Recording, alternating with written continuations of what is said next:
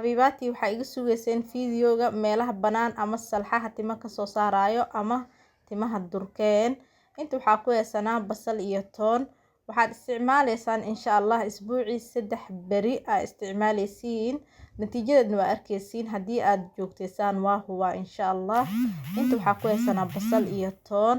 Marka hore basasha iyo toonta isku jaranaynaa. Sidoo kale waxaan ila socodsiinaa ama sida hadda abayaal ay soo dhaheen fiidiyowyaalkaagii hore markaa daawano manoo daarmayaan.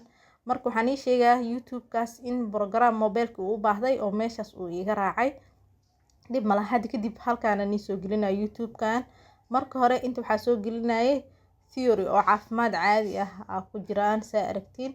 Balse hadda kadib insha Allah waxaa u bedelanay practical in aan soo gelino.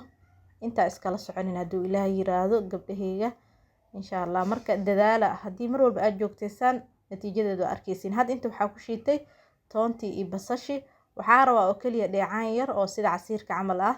Isla markaana inaa ku masaajeysiin madaxa meesha hore ama salxaha haddii aad salxa leedihiin. Halkaasna timaha ka soo baxa insha Allah.